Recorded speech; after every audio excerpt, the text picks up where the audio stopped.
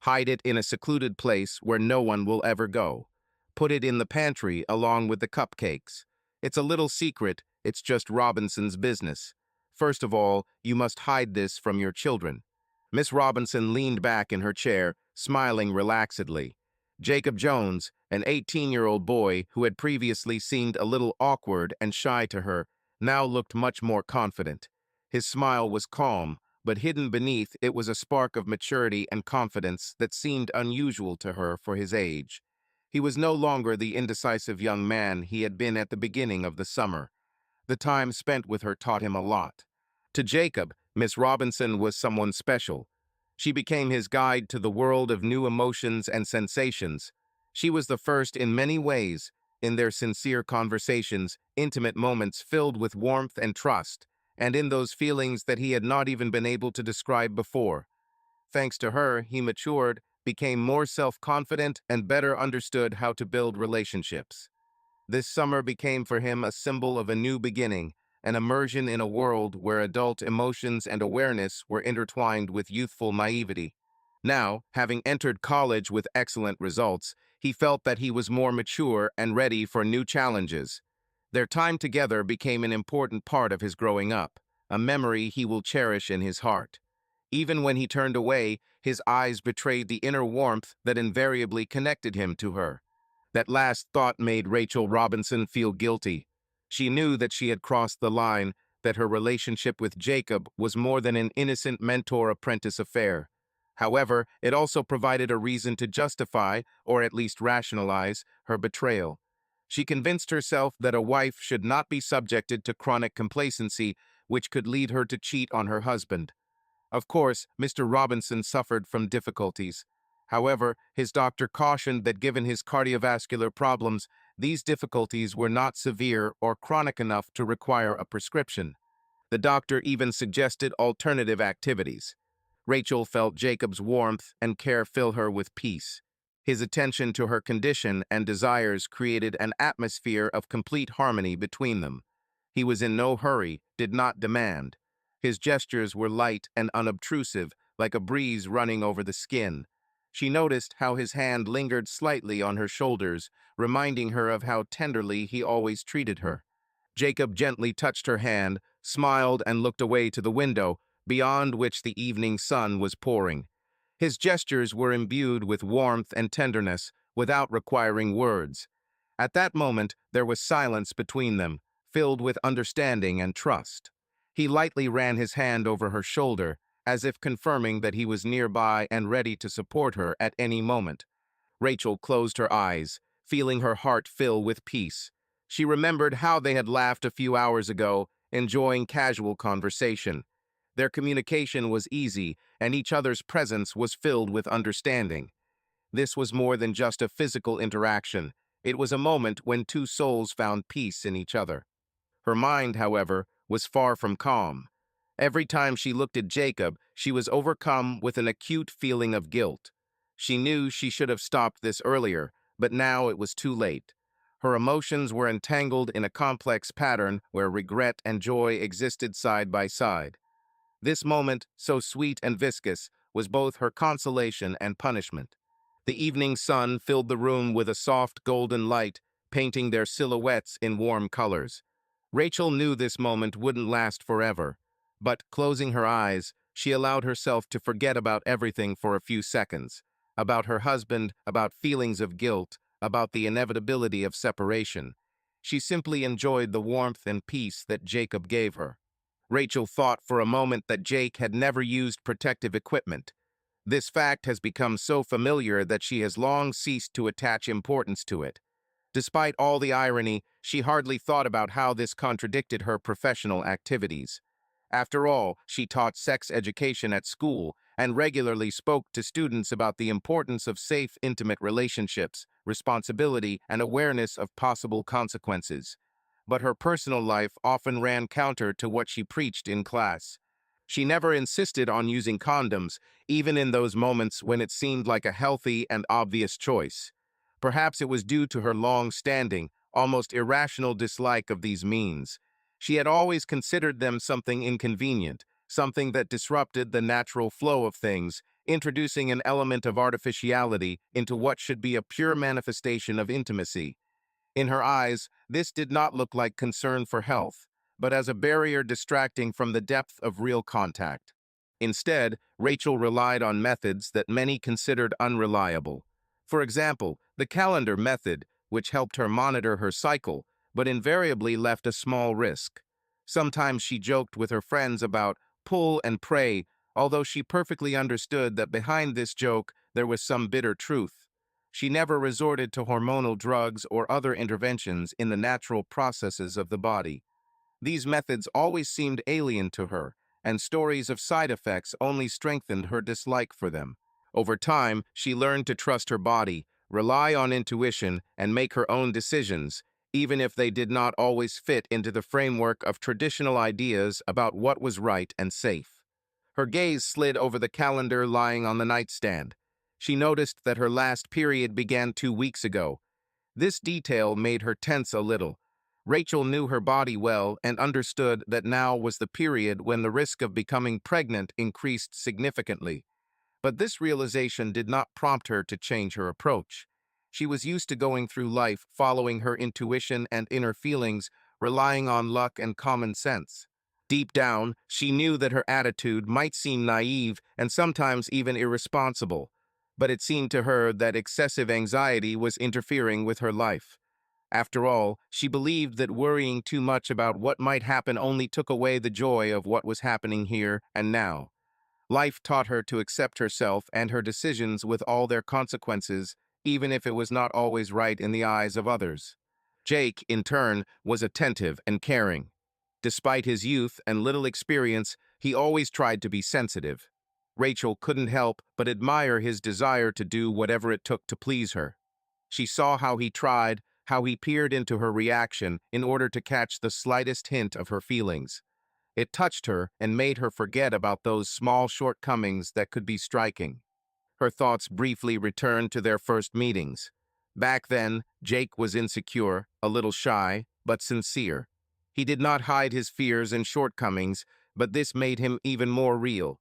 Over the past time, he understood a lot and changed, although he still sometimes seemed like a boy to her. His desire to care for her, to be helpful and supportive, made their connection special. It was not just a romance, it was a warm, almost family closeness based on mutual respect. When they were alone, Rachel enjoyed the silence of their communication. She appreciated those moments when she could forget about the world, about rules and expectations, focusing only on the present. Their relationship wasn't perfect, but it was sincere. In such simple, almost imperceptible moments, Rachel found peace. It was her little haven where she could escape from the worries of everyday life. Every time she looked at Jake, she felt that the risks and difficulties that accompanied their relationship were worth it.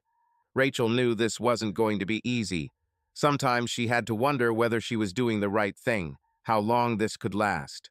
But each time the answers seemed less important than what she felt here and now. This connection, despite all its contradictions, remained something significant for her. She made her feel alive, free, and loved, which meant much more to her than any fears or doubts. As their passionate kissing continued, Rachel reflected on her recklessness. The blame, in truth, lay more with her than with Jacob. He may have inspired her, but she has finally recovered from that traumatic miscarriage. The increased persistence, bordering on obsessive obsession, which alienated her from her husband, came to naught. However, she consoled herself with the thought that they were not acting so recklessly. She also realized that her age was already affecting her fertility. Everything will be all right. Guilt caused Rachel to raise her left hand to look at the diamond engagement ring and anniversary ring her husband had given her years ago. The sparkling diamonds were an unpleasant reminder that she was a married woman. However, this same reminder to some extent calmed her down. Everything will be okay, even if it's not at all. When Jake finally pulled away from her, Rachel got up from the marital bed. At first, the idea of engaging in adultery in this bed, and not in the guest room or by the pool, seemed blasphemous and dangerous to her. But it always seemed more intimate, even innocent. She always changed the bed linen carefully. Her husband never noticed any evidence that could give her away. Jake put on swim shorts instead of work clothes, and Rachel zipped up her bikini top. As she settled her breasts into the thin fabric of the cups, she wondered if she should take a quick shower before putting on her swimsuit bottom. As they went downstairs, Rachel noticed that it was starting to get dark. It will soon get dark, and it will be easier to hide. "Are you staying for dinner? We can grill steaks," she invited. All their neighbors had seen the young man hard at work on the wall this summer. Her habit of treating him to dinner as a reward for his efforts certainly aroused suspicion, but she was sure that this was not proof of her guilt. Her husband never confronted her about this or reproached her. "Of course," Jacob replied. He knew that her husband would not return home until Saturday afternoon, and with the kids gone on vacation, she might invite him to stay the night again. Jake started lighting the barbecue. Mr. Robinson himself taught him the art of grilling, as well as bricklaying, mechanics, and other manly skills.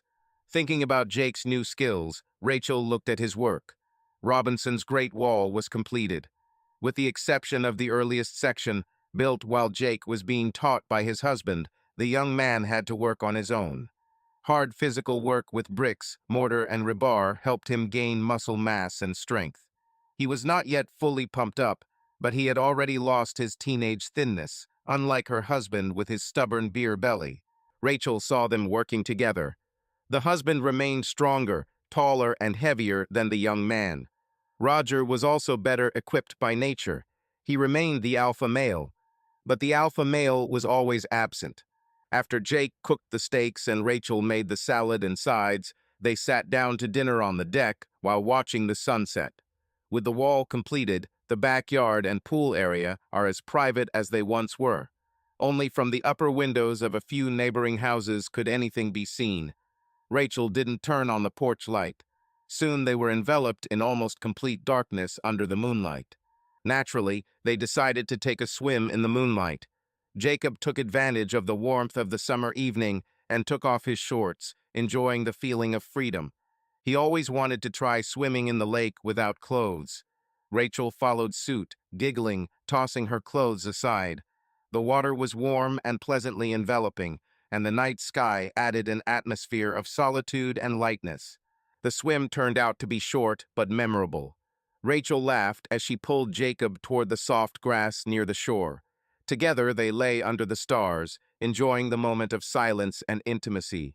The thought that there might be other people somewhere nearby only added to the urgency of the situation, but the thick darkness protected them from prying eyes. Rachel smiled as Jacob touched her shoulder gently, noticing the glint of her rings in the moonlight. It reminded her of her family, the life she protected, and the importance of cherishing moments of happiness. She snuggled closer to him, feeling calm and confident. Even though the night carried a hint of riskiness, they knew that what was important to them was not the adrenaline itself, but the rare moments of intimacy and mutual understanding that they enjoyed here and now. Of course, Jake made love to her all week while her husband was away. Rachel reminded herself again that while she wasn't too old yet, her fertility wasn't as high as it once was. She was also a married woman. The pregnancy might have been a hoax, but it wouldn't have been scandalous. No one, not even herself, would know for sure who the father was. Her husband's problems have also subsided in recent months. They made love several times while he was home last weekend. She planned to perform her marital duty again when Roger returned this weekend. Rachel stood up and took Jake's hand to lead him into the house. This was their last night together. He was supposed to leave for university on Monday. A few hours later that night, early in the morning, Rachel again felt the closeness and warmth of Jake next to her. Their touches became more and more confidential, and the emotions between them heated up the atmosphere. Rachel felt her body respond to his every move, but this time she wanted more to give him joy and pleasure. She turned around, allowing Jake to be closer, and soon found herself completely immersed in a moment that contained only their mutual understanding.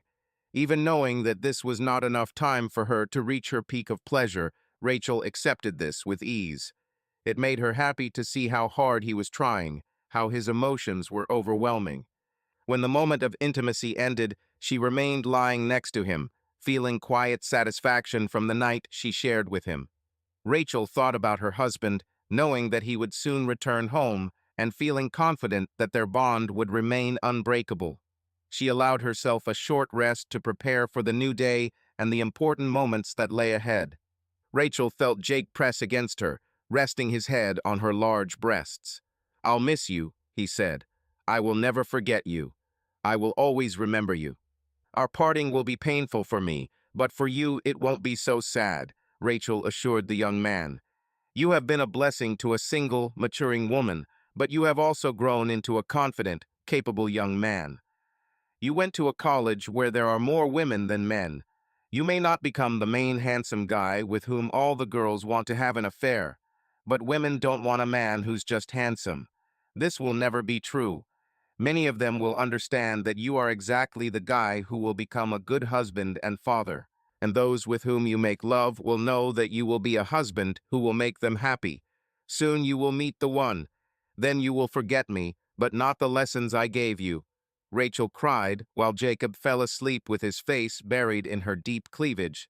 "Me and Mrs. Jones, Billy Paul. Me and Mrs. Jones. We got a thing going on. We both know that it's wrong, but it's much too strong to let it go now." Jacob Jones sat by the pool, sipping his morning coffee, and watched the sun rise higher. "Today will be a hot day," he muttered under his breath. Although it was Saturday, and he returned home late at night after a long trip, he was wearing a shirt and tie and trousers. His jacket lay draped over the chair nearby, and the diplomat standing on the same chair served as an unpleasant reminder that he had a meeting that morning to report to his superiors about his business trip. Sipping his coffee, Jacob looked over the pool at his latest home renovation endeavor. The Great Wall of the Joneses was finally beginning to take shape. He didn't have the time or energy to build this wall himself, and he reluctantly admitted it. Luckily, he hired a neighbor guy to do the construction. It took a whole weekend to dig, pour, and form the first section of the foundation. They built the first segment of the wall and two columns almost endlessly, while Jacob taught the guy how to handle reinforcement, mix mortar, cut, and lay blocks. Janine was disappointed that he was so exhausted that her attempts to move from massage to lovemaking were unsuccessful. The weekend he returned home. However, the guy learned. He built the next two wall segments and columns himself in 2 weeks. If he were a professional, he would have been fired for being so slow. But the quality of his work was more than acceptable. Jacob hoped the guy would start working faster. Jacob was so lost in thought that he barely noticed the breakfast Janine had placed in front of him, and almost choked on his coffee when he realized that she was not wearing the usual old-fashioned robe or skimpy swimsuit, but a bikini. Moreover, it was the same bikini that he persuaded her to buy during their cruise in the Caribbean 6 years ago. Janine resisted buying this bikini more out of insecurity about her mother figure than modesty. She acknowledged that they were thousands of miles away from people they knew. Jacob, for his part, could not honestly refute her complaints that her body was no longer suitable for a bikini. He hoped that wearing this bikini would raise her self-esteem or at least get rid of unnecessary complexes. Unfortunately, the timing of their cruise was not right. Although Jacob tried to be careful, the child, who would be starting first grade in the fall, was proof that taking off the bikini was much easier than her usual one-piece swimsuit. The bikini didn't help relax Janine, but she was still pleased to bring a little souvenir from the cruise. Now the bikini looked even more seductive on her, because Janine had lost a little weight and toned up. Janine smiled playfully as she poured Jacob more coffee before leaving the pot in front of him and jumping into the pool. As he watched her swim laps in their new pool, Jacob realized that this was perhaps his best investment. As Janine climbed out of the pool, Jacob remembered why, after returning from the cruise, she had vowed never to wear that bikini again. The white fabric became transparent when wet. Solar panels for heating the water on the pool roof, combined with an insulated pool cover with a mechanical roll-up mechanism, allowed his wife to swim every day in the fall and winter. Now she was swimming breaststroke towards him, at times showing off her deep cleavage. The sight became even more enticing as she flipped over and floated on her back. It was easy to imagine that Janine could use her impressive double D breasts as oars, rowing them instead of her hands. As Janine emerged from the pool, Jake remembered why, after their cruise, she was determined never to wear that swimsuit again. The white fabric, absorbing water, became too transparent. As she adjusted the top, Janine tried to keep everything in place, and Jake couldn't help but notice that the wet fabric emphasized her silhouette more than she probably would have liked. During the cruise, Janine didn't think much about it, enjoying the vacation and the mood into which the cocktails Jake ordered put her in. He, in turn, was glad that he persuaded her to keep this swimsuit as a souvenir. Returning home and realizing that their family had begun to grow during that trip, Janine put the swimsuit away in her underwear drawer as a symbol of the pleasant memories of traveling together. While Janine was pouring Jacob coffee, he suddenly began to evaluate her as an accountant rather than an engineer. Her assets clearly exceeded her liabilities. By modern standards, she was overweight, perhaps even obese. However, her wide hips and large breasts created a classic hourglass figure, despite a stomach that was far from flat or toned. She looked a lot like Marie Devarue, the caricatured version of Elizabeth Taylor who danced with Pan in the film Cleopatra. Jacob suddenly found himself thinking that he didn't really want to go to this damn meeting. However, the project he was leading would eventually earn him a bonus large enough not only to pay for the Great Wall of the Joneses, but also for the pool itself. Janine asked timidly, "Are you going to be very late at the meeting?" Obviously, she hoped the meeting would be short. He was too tired and jet-lagged when she picked him up from the airport last night. He didn't wake her up when he got up in the morning. He consoled himself with the thought that they would have time in the afternoon or evening after the party. Opportunities abound. The younger children spend the summer with their grandparents, while the eldest daughter backpacks the Pacific Crest Trail with her boyfriend. If not in the afternoon or evening after a party, then on a Sunday afternoon after church, or even in the evening. They had reached an age where their almost weekly routine was more than enough. They no longer needed unexpected, little souvenirs. He himself was approaching an age when fatigue or lack of time to recover could cause difficulties. Once a week was almost more than enough for Jacob. "I'll be home by noon unless management decides to extend the meeting for lunch," Jacob replied. Janine's obvious disappointment prompted him to add, "I will try to return as soon as possible." As a sign of her displeasure, Janine jumped into the pool again. Jacob cursed under his breath. "Crap. Now she's going to be irritable and grumpy," he muttered, watching her swim across the pool underwater. Jacob's thoughts about his wife were interrupted when Jamal entered the yard. They've known this guy since he was, well, very little. His mother, a widow, worked as a simple secretary. Somehow she managed to hold on to the worst house in their best neighborhood. Everyone helped the widow at least a little when they could. It was more of a neighborly concern than a charity. Now Jamal was becoming a grown man. He was due to leave for college in the fall, thanks to a football scholarship and Jacob and Janine's tutoring much more than affirmative action. Despite having a hearing problem that caused his mother to keep him in school for an extra year and traits of Asperger's syndrome, he was a smart guy. Due to his social disadvantages, most people mistook him for a ghetto gangster. In fact, Jamal was a good boy. A few months ago, Jamal subdued and disarmed a bank robber who could have gone from shooting at a building to shooting at people. The robber had a Keltec shotgun with 2 magazines. The weapon was loaded with 12 bullets and 13 rounds of shot. The bullets, with their enormous penetrating power, pierced not only the walls of the bank, but also neighboring buildings. The pellet was even worse. One shot of pellet was almost equal to a full AR-15 magazine. The robber also had a bag full of ammunition. While the police fearfully waited for the shooting to end in the parking lot, Jamal burst into the bank building. Disarming involved not only a violent grab, but also the breaking of both of the robber's arms. When the police finally mustered the courage to go inside, Jamal threatened to shove a shotgun up the robber's ass. Jacob and Janine were grateful to Jamal because Janine was in a store nearby when the bullet went through 2 walls and missed her just a few feet. Another woman, nearly a mile away, was less fortunate. An ounce of lead falling at terminal velocity punctured her skull. Repairing the damage to the bank building took workers almost 2 weeks.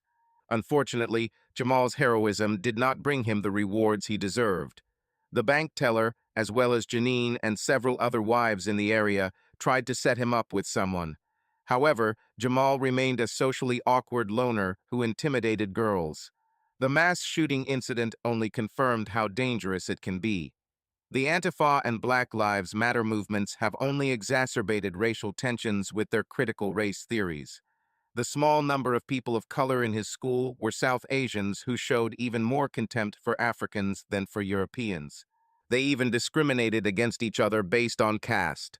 All the efforts of the neighbors' wives to find a girl for Jamal who would save him from his virginity failed. Janine even tried to set him up with their own daughter, but she showed no interest. Although Jamal was wearing swimming trunks, he was carrying work clothes in his duffel bag, as well as a bag of masonry tools. Jacob said, "I didn't expect you to work today. But since you're here, let's see what you've done before you start swimming." Jacob led the guy to the wall.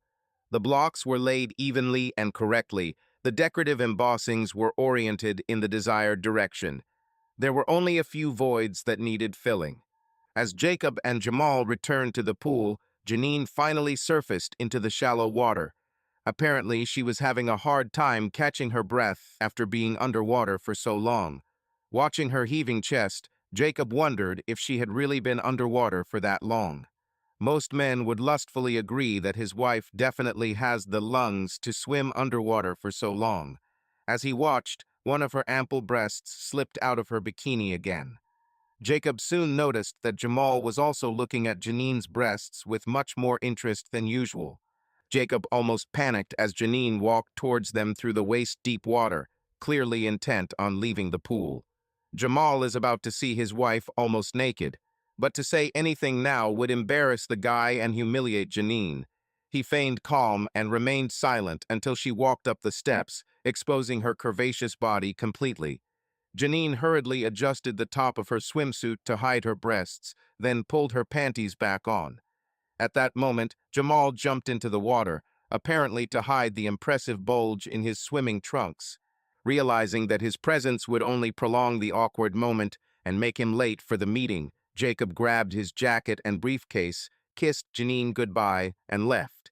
He looked back as he heard a splash as Janine jumped into the pool again. Already on the highway, heading into the city, Jacob turned on a radio station with retro hits. When the song started Mrs. Robinson, he suddenly realized how familiar his situation was. Crap! He burst out as memories of a youth affair with a married woman surfaced in his memory. Crap! What karma! Jacob was having a hard time concentrating on the meeting. The thought that his wife was home alone with Jamal haunted him. It was his own fault that the meeting lasted until lunchtime and beyond. Luckily, the deal was done. When it was over, Jacob texted his wife that he was on his way home. It wasn't until he hit send that he realized he might have made a tactical mistake. He ruined his chance to take them by surprise. But then he wondered if he really wanted to catch them.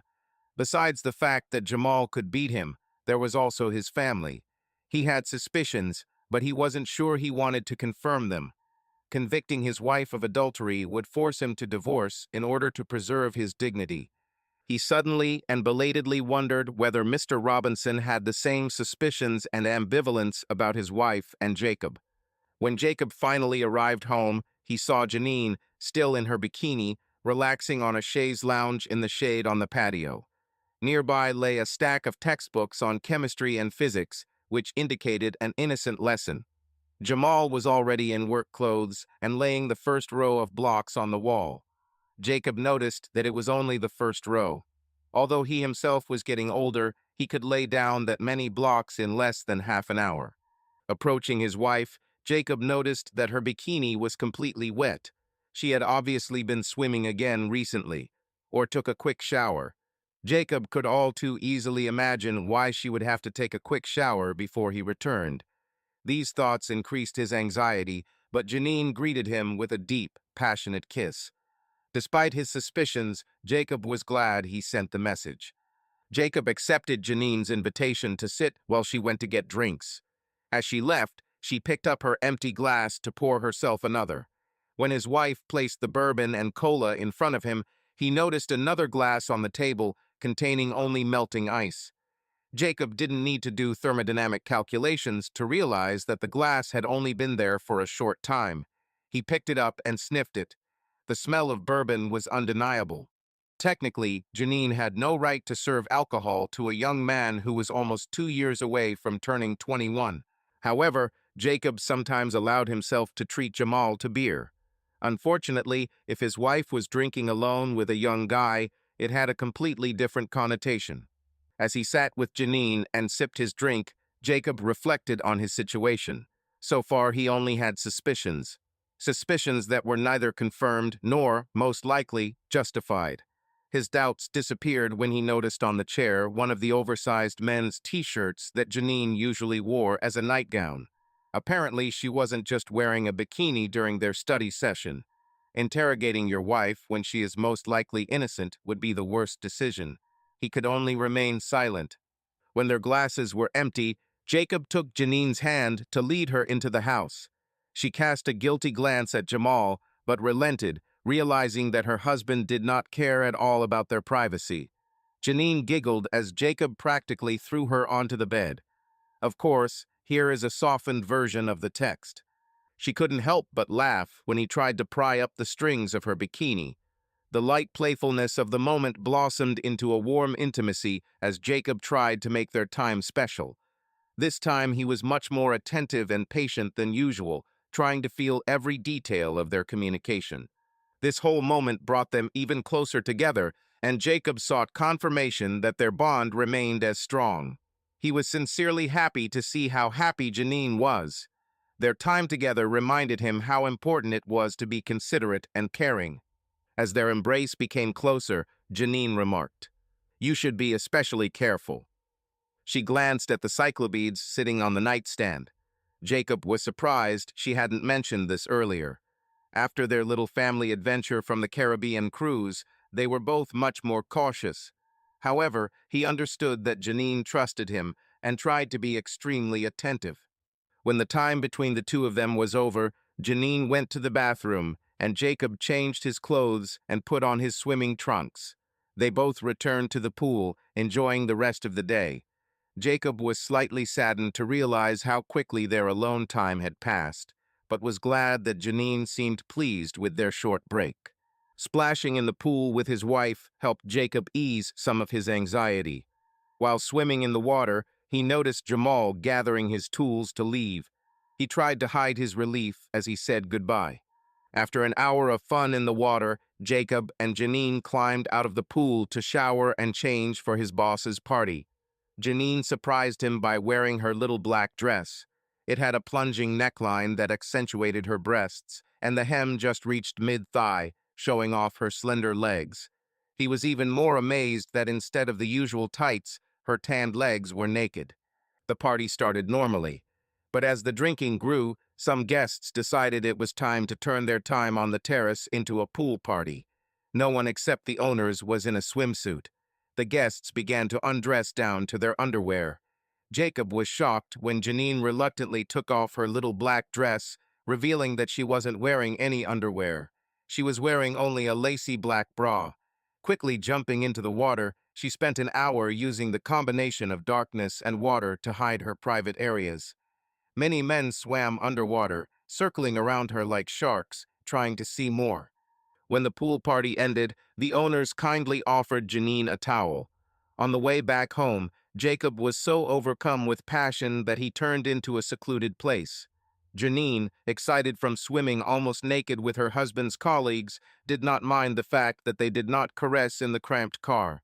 Jacob felt surprisingly energetic that evening, especially given the busy day that included an evening church service.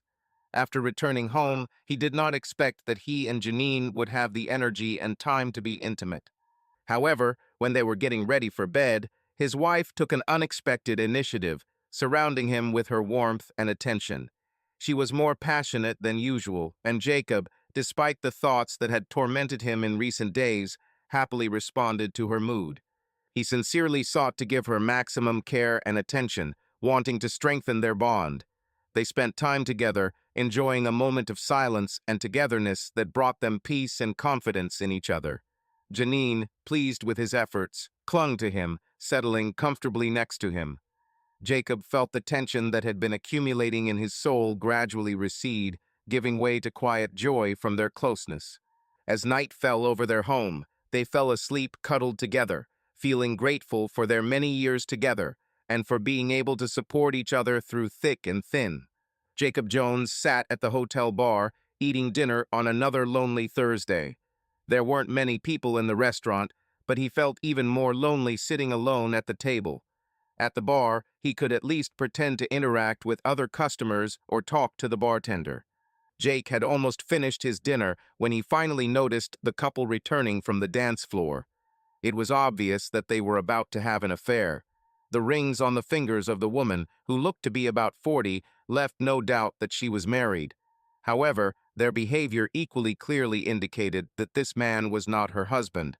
The man was noticeably younger than her. Jake wasn't judgmental. Although he himself had never crossed the line of adultery, he knew that many, and perhaps most, chronic business travelers succumb to it. Jake couldn't deny that he sometimes indulged in innocent flirtations with married women during his business trips. Everyone did this, even if by accident. His flirting was usually very light and rather casual with women who, like him, were married. Such innocent flirtations with the women he encountered helped alleviate the loneliness he felt while being away from home for weeks at a time. However, he was sometimes tempted to dance with someone who was not his. These moments were perhaps less innocent than Janine's occasional bachelorette parties with her friends, since he had no one around to rein him in. Jake studied the woman, who now sat unsteadily on a high bar stool, her legs crossed rather chastely. She was about the same age as Janine, blonde, not brunette. She was shorter than his wife, which made her seem a little plumper. The jacket that matched her skirt was unbuttoned, not hiding her breasts. Although her breasts were not as full as Janine's, they were enough to attract a man's attention. Her cleavage, accentuated by a lacy white bra, left little to the imagination. Her skirt was above the knee, and the slit added piquancy, revealing her legs. She was not a beauty, but most men her age would be pleased if their wives looked like her. Her image combined a certain sexuality with familiar respectability, a typical mother attending church, meetings, and coaching her children's soccer team. Jake turned his gaze to the man with whom this respectable, blonde, mother of the family was having an affair. He was not only younger than her, but also significantly taller. Thin but muscular, without a belly that spoiled Jake's own figure. Jake thought Jamal could have snapped this lady's man in half, but the man looked impressive. He was also very black. Jake wasn't biased.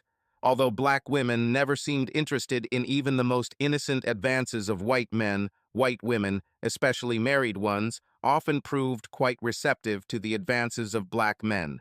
Such flirtations usually did not go far, but the very fact of their frequency was eloquent.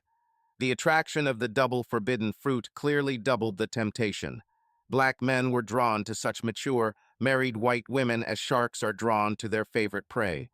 Although Jake never kept statistics on his business trips, it seemed to him that most of the married white women he saw were having affairs with black men. It seemed quite logical.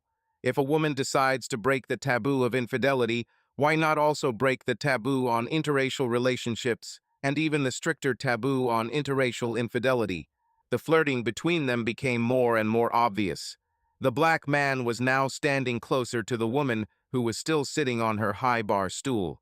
She nervously changed her position, turning to him.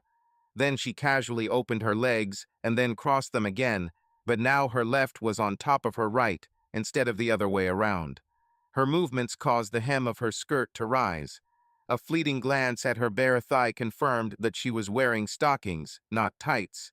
Her dark beau took this fleeting shot as an invitation. He casually placed his hand on her shoulders. When she didn't object, his hand slid until he began to cup her breast tenderly.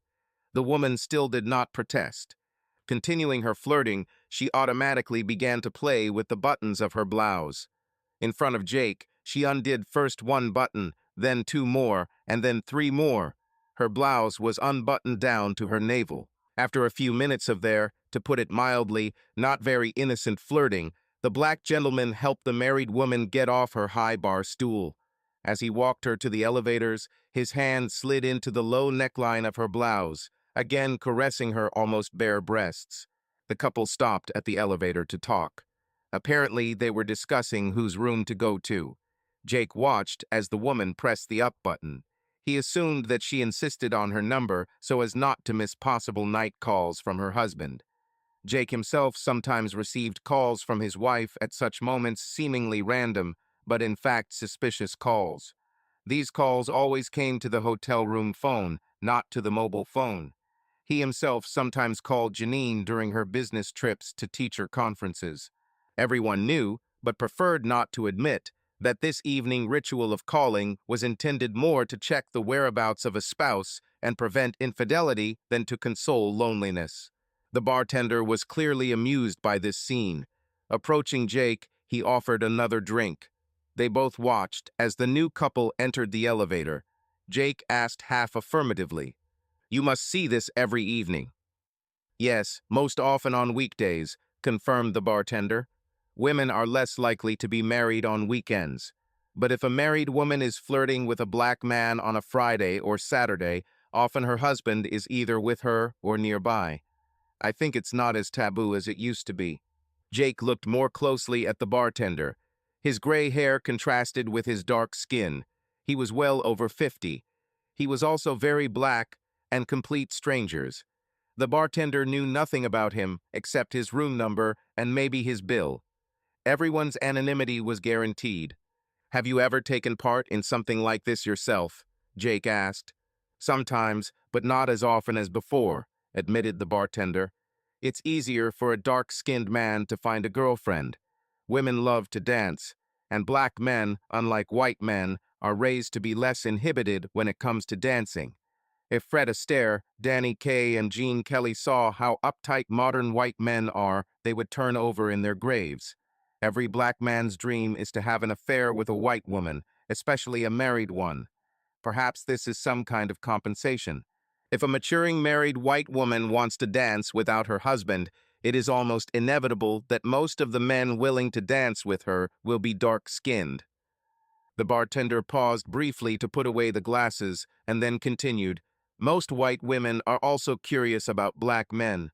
The stereotype only fuels their interest. When there are 10 times more white women than black men, the odds are clearly in favor of any half-decent brother who goes on safari. I can't say that I fit this stereotype. However, the few married white women I have seduced have never complained, realizing that I may be just a little above average," the bartender frankly and even reluctantly admitted. "To be honest, I don't consider myself that much of a lover, but thanks to this mysticism, I can still turn any married white woman's world upside down. Have you ever taken your wife on a safari?" Jacob could have refused to answer. Perhaps he should have refused, but he still replied, "I have never taken my wife on a safari, but I'm starting to worry that she might go there without me." The man at the end of the counter, whom Jacob had previously ignored, chimed in, "Don't let anxiety consume you. If it happens, it will happen. It's not the end of the world. This won't be the end of your marriage unless you want it to be. It's better for your wife to sleep with some black guy who just wants sex than to have an affair with a white man whose apparent devotion will inspire her to divorce you so she can marry him." Jacob examined the man carefully. He was 10 years older and 10 kilograms heavier than himself. Judging by his collar, he was a priest and clearly not a Catholic. Jacob noticed the wedding ring on the man's finger and couldn't help but ask, "Has your wife ever gone on a safari?" Jacob was amazed when the man answered without hesitation or embarrassment. "Yes, I took my wife on safari several times, just as our bartender described. She also went on safari secretly by herself, mostly while I was in seminary in the early years of our marriage. I was too busy studying to satisfy her. The fact that she went on safari in those years did not threaten our marriage. On the contrary, it probably saved him. She behaved quite reservedly. Of course, I suspected something, but because I didn't ask questions, she didn't tell me lies." The priest took a long sip of his drink. Unfortunately, the guilt over these early affairs led to many regrets. These regrets eventually inspired her to pursue a more serious romance years later, more than a decade ago. Her affair was with a white man whom she imagined as her new husband when she thought I would file for divorce after her confession. That affair almost destroyed our marriage. But as you can see, we made peace. As part of this reconciliation, we reached an agreement. My wife can go on safari, but only sometimes. I usually drive her myself, but we have an understanding that she can go there alone as long as she keeps things in check and is discreet without lying. Safari motivates her to stay fit and helps her feel young. And for me, it reminds me that my wife is still attractive. Jacob paid and went up to his room. The expected call arrived exactly at the appointed time. He talked to Janine about little things that would seem unworthy of attention at home. He wondered if she talked so much because she was suspicious of him or because she felt guilty. With children already living on their own, and with the construction of the wall allowing Jamal to be in their house all day while Jacob was away on business, it would have been incredibly easy for her to cheat on him. The stranger's words came back to his mind. If it happened, it happened. It's not the end of the world. This doesn't have to be the end of their marriage unless he wants it to be. Jacob was exhausted when he returned home late Friday night. All week he had been plagued by thoughts of his wife spending time alone with Jamal while he was working on the Great Wall of the Joneses.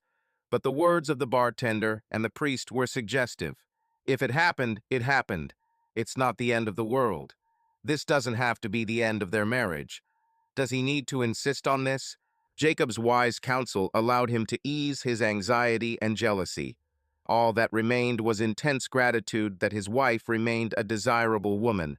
Seeing her at the airport only convinced him of this. When they returned home, Jacob pretended to want to see how much progress the teenager had made on the wall while he had been away. He was pleased and relieved when, in the almost complete darkness, he noticed that 2 new sections of the wall were ready. However, the excitement did not leave him. Jane was clearly shocked when she saw Jacob begin to take off his clothes. However, she couldn't be too scandalous. Just a week ago, she was swimming at her boss's party in a lacy black bra without panties. Besides, the sun had already set and it was getting completely dark. Jacob was pleased when she removed her white dress, revealing a lacy white bra, but no panties. When she jumped into the pool, he quickly shed the rest of his clothes and followed her. A fun romp in the pool with his almost naked wife filled Jacob with energy. Half an hour later, taking her hand, he led her to the terrace. She giggled flirtatiously as he laid her down on the lounge chair. Jacob tried to pay as much attention to his wife as possible, trying to capture all the nuances of her mood. He wanted to make sure everything was okay so he could bring her joy. His thoughts were racing, but he tried to focus on the moment, leaving doubts for later. When Jacob hugged his wife, an unusual harmony was established between them. Her relaxation surprised him, but he decided it was a sign of trust. He remembered the words of the preacher, "Any difficulties can be overcome if you work on relationships and don't put a full stop where you can put a comma." His joy was sincere when he noticed that their intimacy brought her pleasure. It reminded him that their connection was still alive, despite the minor misunderstandings. Jacob felt confident and truly happy, enjoying the moment of togetherness. Small imperfections did not become a reason for reproaches or dissatisfaction. On the contrary, they seemed only part of their sincere and warm communication. Janine laughed as Jake finally lay down next to her. "I should bless the one who taught you how to please a woman, but perhaps I should curse the one who taught you to restrain yourself," she said. Jake thought about the answer. He understood that his words could have consequences. Remembering the preacher's story about how his wife's guilt over casual affairs pushed her into a more serious affair that almost destroyed their marriage, Jake nervously replied, "I think you should bless and curse Mrs. Robinson." Janine was visibly surprised. "You mean the woman who lives near your parents' house? I think she and her husband celebrated their 40th, no, 50th wedding anniversary last year. Did you have an affair with a married woman in your youth? Jake immediately regretted his frankness, but it was too late. Yes, I was. I'm not particularly proud of it. I still feel guilty about sleeping with another man's wife. I also felt a little embarrassed. She was what many would call a mature woman who was well preserved, but not a great beauty who might be mistaken for youth. I know that I wouldn't be interested in her if I weren't ashamed of being an 18-year-old virgin. I guess I was afraid of becoming a 40-year-old virgin like the guy in the movie. Janine laughed. This film came out after our wedding. I think we went there on our first date after our eldest daughter was born. It was not the best choice for such an occasion. Jake felt embarrassed remembering that incident. The humor in the film was crude rather than romantic. Sorry, he apologized. Janine thought for a few minutes. Finally, she said, on our last trip to see your parents, they insisted that we go with them to the Robinsons' 50th anniversary celebration. I noticed that you hardly spoke to her. Yes, and with him too. Were you afraid that he knew? I talked to their youngest son. Do you think maybe you are his father? Jake was silent, pondering the question. Finally, he answered, don't know. It took several weeks for Mrs. Robinson to teach me to control myself. We were both nervous until she got her period in June. Then we were usually careful, at least when she didn't think it was safe. She didn't get pregnant that summer. But on our last night, we were careless. I didn't know she'd given birth again until I came home for Christmas break my sophomore year. I tried not to be too curious about the baby's date of birth. Janine laughed. Did you remain silent because you were afraid that you would be forced to pay child support? Jake didn't laugh in response. I kept silent because I was afraid that I would be shot. Janine giggled again and said, you shouldn't have been shot, but it would have been karma or fate if the same thing happened to you. You'd just think it was poetic justice or reaping what you sowed. I think I would be forced to think so, Jake agreed. Jacob Jones wanted to decline the wedding invitation, and not just because he valued his weekend at home with Janine. Unfortunately, his insistent mother demanded that they go. Janine seemed intrigued and insisted on accepting the invitation as well. Mr. and Mrs. Robinson's youngest son married. Jacob was acutely aware of the possibility that Richard Robinson had been conceived around the time he was having an affair with Rachel Robinson. Jake's mom told him years ago that the Robinsons were unexpectedly expecting again. Then, at Christmas a year later, she mentioned the birth. Jake was very careful not to show too much interest in the date. As Jacob stood in line to greet the guests, he looked at the groom and his possible father. Both men were several inches taller than Jake. Both were much more muscular. The younger Robinson's paternity was obvious, undeniable, and undoubtedly legal. After mingling with other wedding guests and introducing Janine to others she didn't already know, Jake quietly walked outside. He was looking at the minimal changes that had taken place in the church in recent years since Mr. Robinson, the elder rather than the younger, had joined him. Mr. Robinson was carrying a six-pack of Miller beer held in place by a plastic holder. Jake accepted the offered beer with a nervous smile. He nearly choked on his first sip when Mr. Robinson said calmly, at one time, the only thing that kept me from shooting you was the thought that it would be much more fun to just beat you to death. In fact, I even reasoned that shooting with a shotgun would be more logical, because then there would be less risk of leaving behind evidence that could incriminate me. Jake nervously took another sip of his beer, waiting for him to continue. Of course, I've also been thinking about creative ways to get you out of your life. For example, he could start by firing a shotgun at your legs to immobilize you. It would be painful, but not immediately fatal. Then I could continue, gradually disabling your limbs. And when you were completely immobilized, you could finish by firing the last shot so that everything would finally end. Jake didn't insult the older man by protesting his innocence. Instead, he asked, did you know? Why didn't you shoot me? At that time, I didn't know. I just suspected. Rachel only confessed at Christmas, Mr. Robinson explained, but only after he had stopped laughing. She finally admitted to having an affair with you, and also that I was not as careful as I should have been, and that there was a possibility that I was not the father of her unborn child. but at the same time, she reminded you that although she tried to be careful with you all summer, in the end she allowed herself to slack. However, she was not careful with me at all. My wife begged me not to divorce her.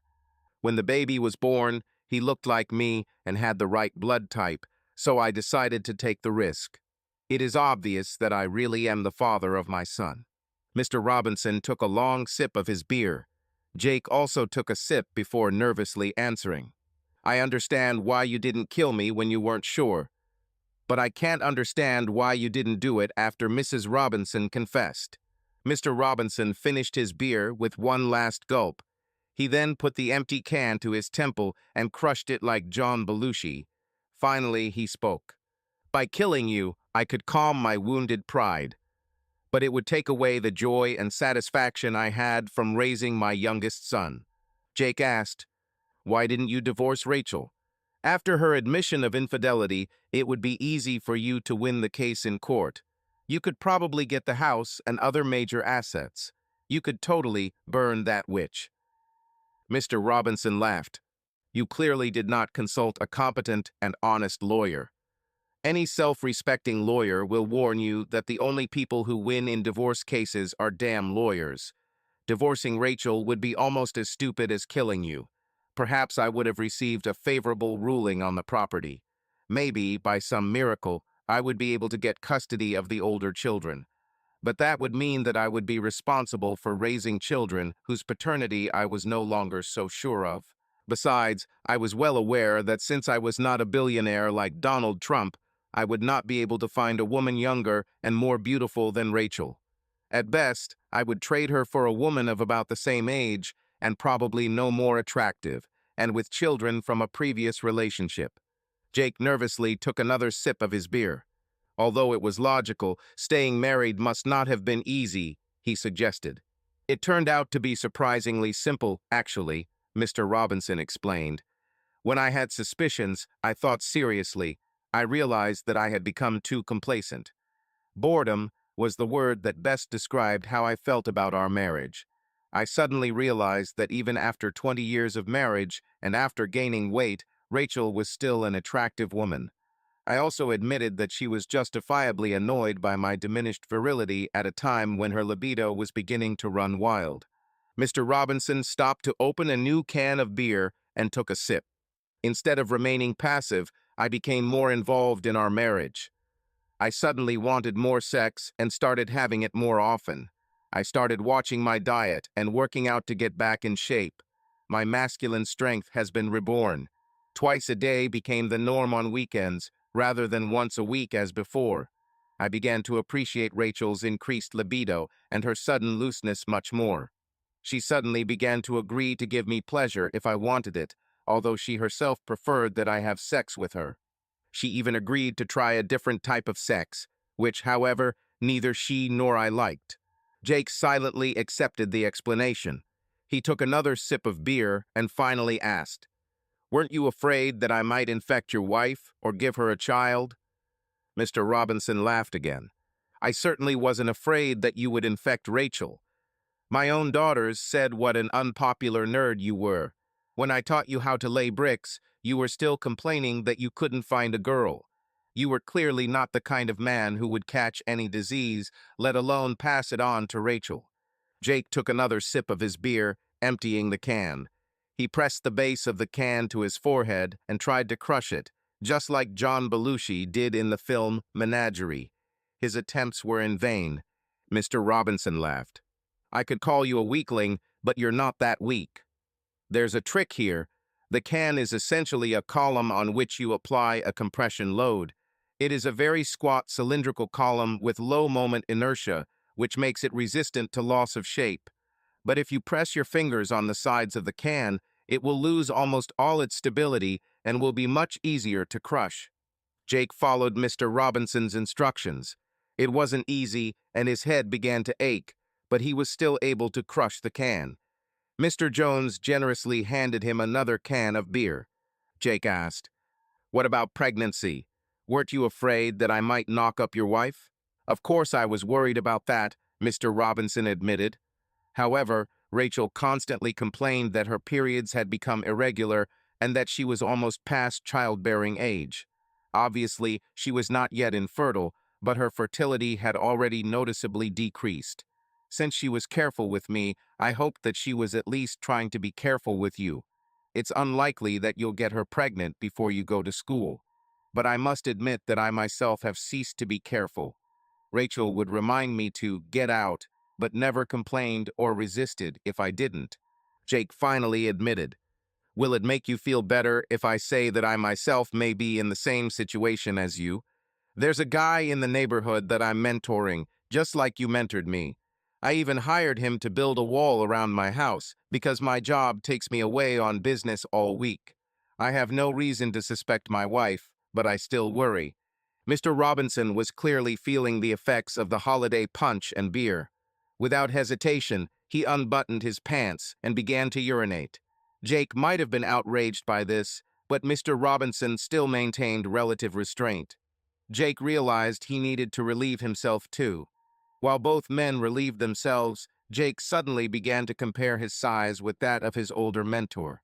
As they buttoned up their trousers, Mr. Robinson asked, "What does this young stallion look like?" Jake answered nervously, "He's taller than you and even more muscular. Even his size is bigger than yours. And well, he's black." Mr. Robinson laughed. When he finally calmed down, he said, "You got it." After that, he handed Jake the rest of the beer and headed back to the wedding reception. Jake was left standing alone, holding the rest of the beer in his hands and watching Mr. Robinson walk away, drinking his beer. He finished the rest of the cans, thinking about the conversation and his situation. He knew what he had to do. Jacob Jones looked anxiously around his great wall of Joneses. It was impossible not to notice that Jamal was becoming more and more skillful and productive. This guy, or rather a young man, built 3 pilasters and 3 sections of wall, while Jake was away on business again for a week. Even though Jake was beginning to slow down in his middle years, he was confident that he could build 4 pilasters and as many wall sections in a week. However, he never set strict requirements for Jamal in terms of the number of working hours. He paid for each pilaster and section of wall. It was also agreed that Jamal could take breaks to swim in the pool or do other activities. The prospect of other things has taken on a whole new meaning in recent weeks. Jacob's thoughts were interrupted when Janine came out onto the terrace to serve him breakfast. She was wearing her sexiest bikini again. Janine and Jake spent the morning in a relaxed atmosphere, reminiscing about the night before. Jake reflected on how often his suspicions and worries were unfounded, but still motivated him to pay more attention to their relationship. Yesterday's closeness helped them again feel the connection that was sometimes missing in the bustle of everyday life. Janine watched his mood with a smile. She was used to his desire to control everything, but she appreciated the moments when he completely focused on her, be it conversations, joint plans, or rare moments of silence. Their tenderness towards each other gradually helped leave worries in the past. There were cycle beads on the bedside table, a reminder that they still had issues to discuss. Janine glanced at them, but did not bring up the topic, preferring to enjoy the current moment. Jake noticed her glance, but also decided not to disturb the calm of the morning, postponing the conversation until the appropriate time. They spent a few minutes relaxing and enjoying each other's company. Jake remembered how valuable those moments were when they had no distractions. Watching Janine, he again felt grateful for her presence in his life, and for the special closeness that they knew how to find even in difficult periods. When Janine finished, she turned to pick up her cycle beads. Jake said nothing as she went about her usual evening ritual of moving the marker from one white ball to another. He was surprised when she then reached for her smartphone and opened an unfamiliar app. Janine answered his silent question. "I downloaded a new app to track my cycle. It's similar to Cycle Beads, but offers much more functionality. It can also record when we had sex and whether we used protection or other precautions. We didn't use protection, but you still managed to get out on time." Jake didn't argue with the fact that he actually managed to get out. He studied the app screen. The 2 hearts on the display seemed to him the most obvious symbols. He asked, How long have you been using this application? I downloaded it about a month ago, Janine answered. I didn't tell you anything because you don't really approve of my cycle beads anyway. It's good that I installed it. I forgot to do my evening ritual with cycle beads a couple of times this week, but the app reminded me of this morning. Jake's memories of last night were interrupted by the sound of water splashing as Janine jumped into the pool. He could have blamed her for getting his suit wet again, but he decided not to. Last night, her attention, and then the breakfast she served him in a bikini kept him from getting annoyed. Jake's smartphone vibrated, reminding him that it was time to leave for a business meeting. Having quickly finished breakfast, he said goodbye to his wife and left. When Jake returned home a few hours later, Janine was lying in the shadows with a book in her hands. Of course, he also noticed Jamal, hard at work on their great wall of Joneses. He also noticed that Janine's bikini was wet again, and Jamal had only laid the first few blocks of the new wall segment.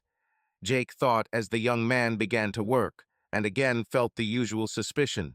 Janine laughed flirtatiously as Jake led her off the pool deck and into the house. She protested, but did not resist when he began to untie her bikini as soon as they climbed the stairs.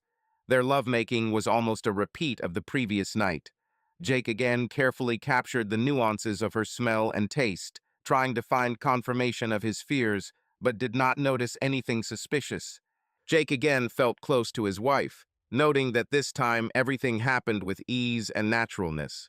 Afterwards, they remained lying next to each other, enjoying the silence and presence of each other.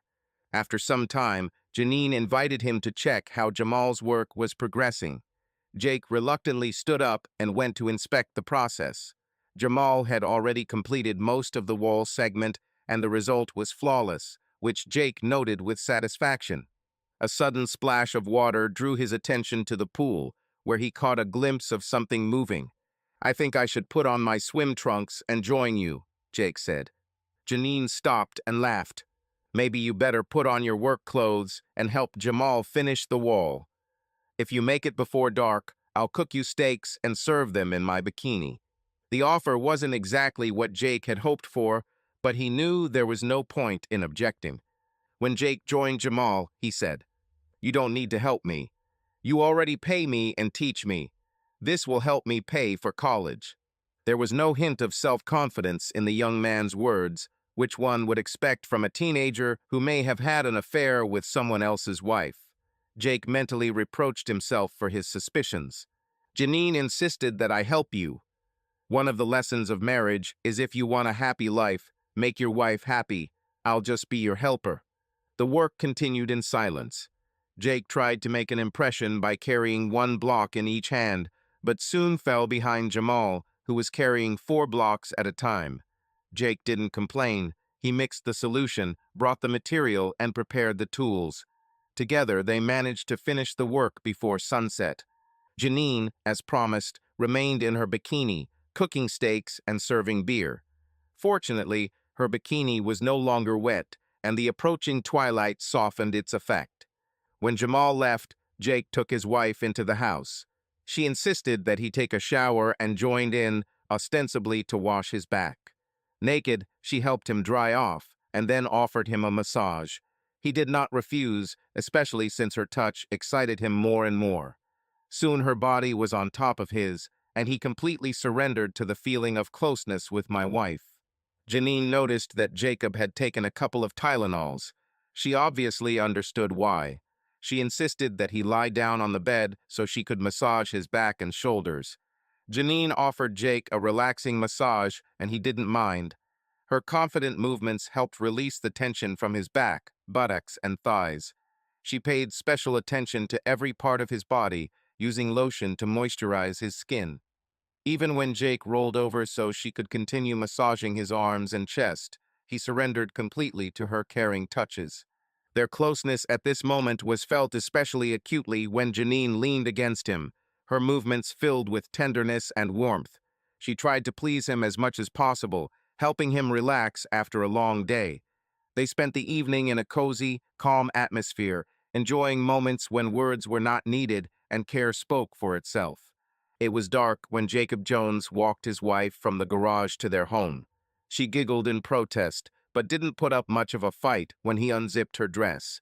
As the dress slid off her shoulders and then down her torso, it was revealed that she was wearing a micromesh bra, which provided little support, but only a token concession to modesty. As the dress slid over her wide hips, it was revealed that she had gone commando to church. Jake couldn't remember the last time she'd been adventurous enough to go to church as a commando. He gently pushed her back until she fell onto the sofa. Jake knelt before Janine, showing his reverent attitude towards her. She, in turn, was more open and attentive than usual, allowing them to spend time together with special warmth. Their intimacy was filled with tenderness, but there was no violent passion in it. Jake was happy to see Janine enjoying their moments of togetherness and tried to do everything to make her feel good. When they finished, Jake was about to move away, but Janine held him back with a slight smile. "Wait, you might get the couch dirty." He understood her concern and gently helped her up. After a short pause, the two of them cleaned up, enjoying the peace of their time together. The husband and wife walked up the stairs holding hands. Jacob finished undressing while Janine removed her bra, allowing her heavy breasts to hang freely from her torso. The sight of her mother's breast swaying and swaying as she made the bed eased any worries Jake had about them becoming saggy and less firm. Jake watched silently as Janine went through her evening ritual with the cycle beads, moving the marker ring from the fourth white bead to the fifth. He didn't say anything as she then took her phone out of her purse and opened her new app. He watched as she recorded their recent intimacy. The resulting heart-shaped icon was solid, unlike the outline image that was there before. She belatedly added a post about their morning lovemaking. This resulted in an outline heart rather than a solid one. They were more careful then. As Jacob climbed into bed, his attention was drawn to the luggage neatly stacked next to his chest of drawers in anticipation of his next business trip. His gaze moved to another set of suitcases sitting next to Janine's dresser. She also left on Monday morning. She was going to accompany Jamal in place of his mother, who could not take a day off, on a trip to the university, where he had to make his final decision and apply for admission. Jake's suspicions and worries might have been much stronger if this trip had been something unprecedented. However, Janine has mentored many gifted but somewhat neglected students in the past. Jake was also pragmatic enough to realize that this trip would not provide Jamal and Janine with any more opportunities than his own long business trips. As Jacob Jones lay next to his sleeping wife, trying to fall asleep, he reflected on his recent conversation with Mr. Robinson. The elderly man gave him wise advice. Jake suddenly felt grateful that Janine had been so careless all weekend and so reckless during their last lovemaking session. It was a Monday evening, and Jacob Jones was in his hotel room writing a proposal for a client when his smartphone beeped for a new email. He was not offended by this intervention because he was already feeling tired. The arrival of the letter became a pleasant reason for him to finish his work for the day. Jake wanted to delete the letter rather than risk it because the sender was unknown to him. However, he suddenly remembered that Janine had mentioned that name during his visit home a few weeks ago. He carefully opened the email and was relieved to find that it was from her cycle tracking app. The letter announced that she had finally started her period. Normally, Jake wouldn't be worried about Janine's slight delay. Considering how reckless they had been during his last weekend at home, he would have had no reason to be surprised. Jake closed the letter and went to bed. Jacob Jones carried his large luggage, while Janine carried his briefcase and carry-on luggage up the stairs. Jake's efforts did not stop him from admiring his wife's tanned, slender legs, which were revealed thanks to the hem of her knee-length dress. The flickering pale reflection of her buttocks hinted that his respected wife had once again gone without underwear. When Janine met Jake at the airport, he immediately felt his longing for his wife give way to the joy of their meeting. They quickly returned home, carrying their luggage into their room. As soon as he crossed the threshold, Jake hugged her with such force as if he wanted to compensate for all the time they had been apart. She laughed, teasing him, but returned his hug with pleasure. The room was cozy. Janine had prepared everything for his return in advance. fresh sheets, a made bed. Their intimacy was natural, like a continuation of their relationship. Jake enjoyed the moment, trying to please her. Their laughter and light touches filled the space, making the atmosphere warm and serene. Later, lying next to each other, they talked quietly. Janine glanced down at her cycle beads, reminding Jake to monitor her cycle. It was a ritual they shared that helped them stay calm. The marker ring was on the fifth brown bead, indicating the beginning of its cycle. Jake reflected on how the years had made them more adept at planning. Although their approach was not completely accurate, it still worked, and they treated it with reasonable caution. The only time they encountered a surprise was during one of their carefree vacations, but even then they accepted everything as a natural extension of their lives. Looking at his wife, Jake felt a mixture of calm and responsibility. Even though their age and circumstances gave them a certain amount of confidence, he still reminded himself to be careful. Janine seemed equally calm and focused, moving the ring to the next bead as he reflected on how their time together at home was the most valuable thing they could give each other. Jake remained silent as he watched Janine pick up her phone and open a new app. Her fingers moved across the screen, then a heart icon appeared on the calendar. She typed something in again, and another icon appeared under the heart. Noticing his curiosity, Janine playfully explained, "The app allows me to record personalized symptoms. I just noted that you made me feel emotional during sex. It's getting easier lately." Janine straddled Jacob, their movements slow and coordinated. Over the years of marriage, she learned to understand his signals and knew that he was already close to completion. She herself had not yet managed to reach the peak of pleasure, but she was not offended. She saw how hard he was trying, and it gave her gratitude and warm feelings. For a moment, her gaze fell on the cycle beads, which were lying nearby on the nightstand. Just recently, she moved the marker ring to the last brown bead. Her cycle was approaching the fertile phase, and Janine knew that now was not the best time to take risks. Thoughts about the responsibility and difficulties of life slightly cooled her desire, and she carefully changed the rhythm, trying to focus on intimacy but avoiding unnecessary haste. As Jacob reached his peak, Janine felt his relief and warmth. He pulled her closer, hugging her with the tenderness she always appreciated. Her soul was filled with a mixture of pleasure and gratitude for their connection, even if she did not experience what she had longed for. Janine leaned back against the pillows and reached for her phone. She opened the cycle tracking app, entering data as usual. The thought flashed through her head, another day, another recording. She thought for a second and smiled. After all, the main thing is not the ideal moments, but their common love and desire to take care of each other. Placing the phone on the bedside table, Janine turned off the light. Her gaze fell on the suitcases neatly stacked by the door. Tomorrow morning Jacob will leave again. She knew she would miss him, but loneliness will not torment her so much, and she certainly won't feel frustrated or deprived of something. This thought gave her a mixed feeling of guilt and awakening excitement. Janine looked at the glowing numbers on her phone. It was almost midnight. Her alarm, as well as Jake's, were set for 5 in the morning. They will only need half an hour for breakfast. The trip to the airport takes approximately an hour. The journey back home may take longer, perhaps 1.5 or even 2 hours. She'd be home around 8 or 8:30, maybe even 9 if the traffic was bad. By this time, Jamal will be hard at work on the Great Wall of Joneses. Of course, she will offer to cook breakfast for the young man. Perhaps he will even agree. Jacob Jones sat again in yet another empty hotel room. Once again, he was distracted by thoughts about his situation, preventing him from concentrating on his work. All summer, he was tormented by disturbing thoughts. During the day, when he was busy meeting with clients and other people, he managed to ignore them. But on lonely evenings, it became unbearable. Jake reminded himself that Labor Day was only a few weeks away. Jamal will be leaving a few weeks after this to begin his university studies. Janine was rightfully proud of her student's achievements. Thanks to her observation and intervention, a young African-American man was diagnosed before he reached adolescence. She convinced his single mother not to despair. Autism is not a stigma. Even successful people like Elon Musk have Asperger's syndrome.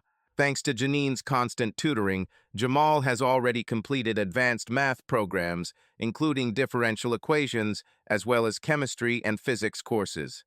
The university has already credited him with these basic courses. Jake had no doubt that the young man would thrive at university. Ironically, it was Jamal's autism that allowed Jacob to entertain the possibility that Janine might be cheating on him with this young man. Jamal's most notable flaw was his social awkwardness. Despite his impressive physique, he didn't have the social skills or confidence to start dating girls. The guy reminded Jake of himself at the age of 18. Just as there was no chance then that Mrs. Jones could leave her husband for him, there was no chance now that Janine would leave Jacob for Jamal. Even if his chronic suspicions were justified, their marriage would not be in jeopardy until he decided to confront his wife with his suspicions. Jamal's autism had another practical advantage. Mrs. Jones teased Jake several times, offering to become his sexual mentor because she was sure that he did not have any diseases that could be passed on to her and then to her husband. Jamal was so socially awkward that he couldn't find a mate even after his heroic actions during a bank robbery. There was no way that Jamal could have been infected with diseases that could have been passed on to Janine and then to Jacob.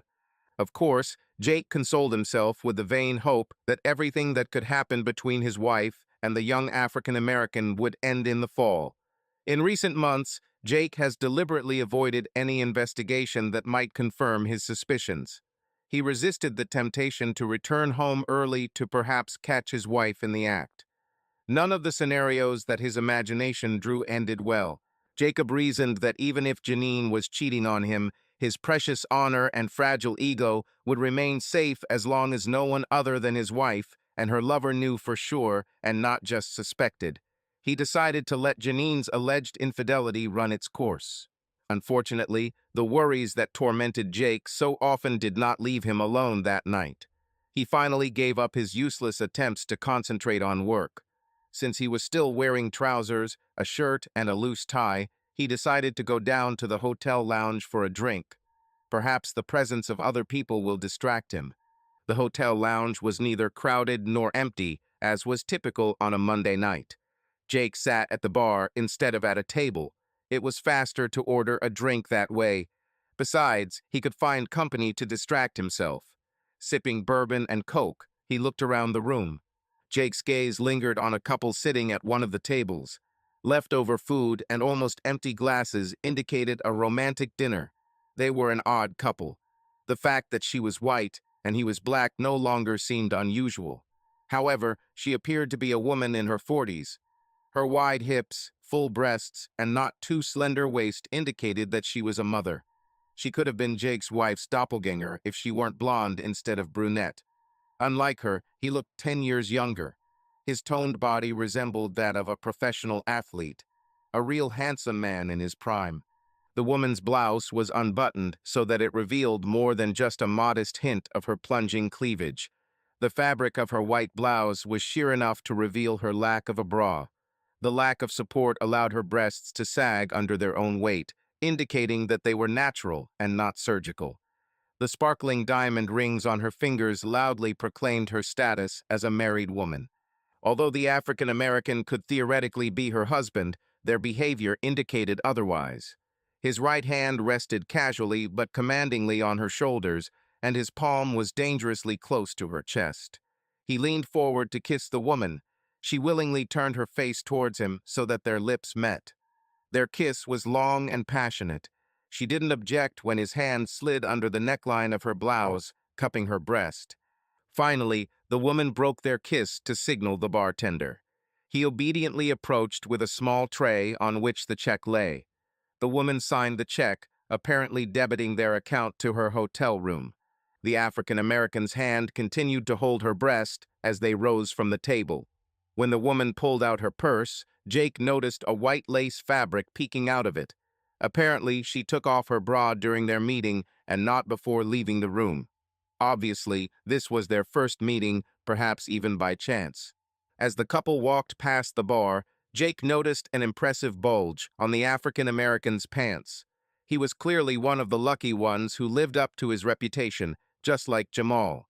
Jake had no doubt that this man would soon have sex with his blonde wife. He was amazed and ashamed, feeling himself beginning to worry at the thought of the impending betrayal. Jake finished his drink, left the bill for the room, and left the bar. Returning to his room, he took off his clothes and headed to the shower, hoping to relax after a long day. The flow of warm water washed away fatigue, and Jake's thoughts drifted into fantasy, as they often did. He remembered Janine and the details of their last conversations, involuntarily imagining her image. In the shower, Jake let his imagination run wild, thinking about the contrasts that always attracted him: blonde hair, a soft laugh, details that made him smile. However, his thoughts soon took an unexpected turn. He began to imagine something that sometimes caused him internal conflict. Jake tried to focus on something else, but vivid images kept popping into his mind. He took a deep breath, turned off the water, and stepped out of the shower, feeling mixed emotions. The images that appeared in his head were something more than just fantasies. They told him about hidden desires and unresolved feelings. Jake knew it was part of his nature, but he still couldn't help but feel a slight sense of shame. Wrapping himself in a towel, he sat on the edge of the bed, looking out the window. The lights of the city flickered behind the glass, reminding him that the world around him was much wider and more complex than his thoughts. Jake struggled with remorse for his shameful self-gratification as he washed himself. After drying himself off with a towel, he went to bed. As before, he did not put on his pajamas. Lying in bed, he was again tormented by the same images that had recently caused him a storm of emotions. This wasn't the first time he had pleasured himself by fantasizing about Jamal having sex with his wife. Over the past couple of months, this has become a habit. This forbidden pleasure only added to his humiliation. However, it also served as catharsis for him, helping him maintain a certain balance while contemplating Janine's possible infidelities. Setting an alarm on his smartphone, Jake checked to see if there were any new messages or emails. There weren't any. Janine rarely used email to communicate with him, preferring text messages or calls. The last email from her came 2 weeks ago, sent by her cycle tracking app. This was the third such message he had received. Jake didn't even bother opening the letters, but he didn't delete them either. What he saw in the bar not only increased his anxieties and aroused his bashful self-satisfaction, but also aroused belated curiosity. Jake opened the most recent email from Janine's attachment. The letter contained a seemingly mysterious diagram. However, as Jake studied her, he remembered Janine's explanations that she had given several months ago. The scheme became a little clearer to him. A little internet searching helped him fully understand how to interpret it. From Jake's point of view, the most important part of the diagram was the last line. The row of heart-shaped icons turned out to be very eloquent. During Janine's last cycle, there wasn't a single day when she didn't have sex. This included weekdays when Jake was away on business. The app allowed Janine to note what time of day the sexual encounters took place: morning, afternoon, evening, or night. On most weekdays, Janine had sex in the morning and afternoon. On some days, she also recorded evening sessions. There were also icons indicating that Jake spent the night at home. Checking the calendar confirmed Jake's memories. Janine sometimes acted as a locum for parents who were unable to accompany their children to university visits. One such overnight adventure occurred when Janine accompanied Jamal to evaluate university programs and offers of assistance. Logistics required them to stay overnight, leaving on Thursday and returning home on Saturday morning. The cluster of filled hearts made it clear that Janine had taken the opportunity to have sex with Jamal multiple times. As Jake studied the chart, he was amazed and ashamed that he had not noticed signs of Janine's infidelity after returning from business trips. Their joyful meetings with wild sex took place less than a day after her last date with Jamal. The knowledge that he had so eagerly made love to his wife, unaware that he was receiving someone else's leftovers, was humiliating. He consoled himself with the thought that he was far from the first husband to be so trusting. Considering the statistics of female infidelity, millions, if not billions of husbands have become intimate with their wives. The app also allowed Janine to record the number of times she had sex. She usually had sex twice in the morning and twice in the afternoon on weekdays. Jamal was certainly exceptionally tough, even for a young man. Jake might have been depressed if he hadn't noticed important details in the diagram. Heart-shaped icons showed not only the time, but also the use of contraception or other precautions. The outline of the heart meant sex with protection. A filled heart means unprotected sex, and a filled heart overlapping the contour one meant sex without contraception, but with interruption. Although in most of her extramarital encounters, no precautions were taken. Jake was grateful for this remnant of fidelity from his unfaithful wife. He opened the two previous emails from the attachment. The pattern repeated itself. Janine was sexually active every day while he was away. Most of her meetings took place in the morning and afternoon, but a few took place in the evening and a few at night. Moreover, night meetings happened not only on trips with Jamal. Jake couldn't help but note with irony that small details, like the heart symbols that appeared on Janine's charts, gave him a strange sense of relief. These marks, which hinted at moments of intimacy with Jamal, became less frequent, especially during certain periods. Jake knew this was no accident and saw it as caution on Janine's part. He thought about how difficult it must be for a young man like Jamal to deal with such situations. Remembering his own youthful experiences, he felt a certain understanding and even sympathy. Jake thought that there are times in everyone's life when they need to learn from mistakes. He recalled how in his time he received support from those who could be mentors and how such people showed patience and understanding. These memories helped him find an excuse for what was happening around him. Jake found his greatest comfort in the regular reports he received every month. They confirmed that despite Janine's risky behavior and Jamal's occasional impulsive behavior, there were no serious consequences. Janine, for all her adventurism, was careful enough to avoid irreversible mistakes. These thoughts helped Jake cope with the situation. He tried to look at everything with a dose of philosophy, realizing that control, albeit indirect, gave him at least a partial sense of stability. Closing the letters and turning off the light, Jake rolled over to sleep. He had no doubt what to do next. Although he fantasized about various elaborate, sometimes dark plans for revenge, he knew that he would silently accept Janine's infidelities. Her affair, which has lasted for 3 months, will end in a few weeks when Jamal leaves for university. Here is the adapted text. Janine Jones felt a growing excitement when Jamal was so close that his energy literally transferred to her. He held her by the waist, giving the impression of complete confidence and strength, which she sometimes lacked. Janine felt her whole body respond to his movements, being in a state of complete harmony with what was happening. She touched the bed with her elbows, feeling the touch of the fabric against her skin. Usually, she did not allow herself such frankness, preferring more restrained manifestations consistent with her status as a wife and mother. However, next to Jamal, everything became different. Her inner limitations dissolved in his presence. With him, she could allow herself to be herself without masks and obligations, without the need to hide her true desires. It was this liberation that made her feel truly alive, despite the moral dilemmas that haunted her. 4 months ago, when their relationship was just beginning, Janine could admit, albeit with difficulty, that she was drawn to Jamal. His confidence, youth, and energy were the qualities that she so lacked in her daily life. She justified her actions by the fact that her husband was increasingly absent, absorbed in work and endless business trips. This emotional and physical vacuum in her marriage led her to seek solace outside. However, the relationship with Jamal was not simple. From time to time, Janine was overcome by fears about the future. She knew that Jamal would soon leave for university, and she would have to be alone again, alone with the emptiness that weighed so heavily on her.